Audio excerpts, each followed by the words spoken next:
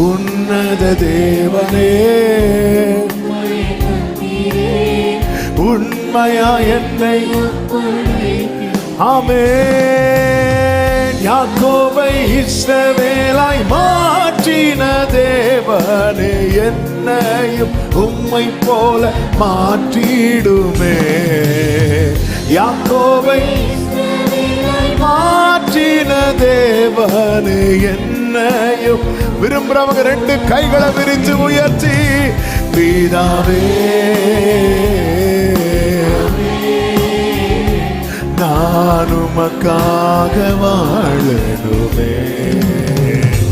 பிதாவே பிதாவே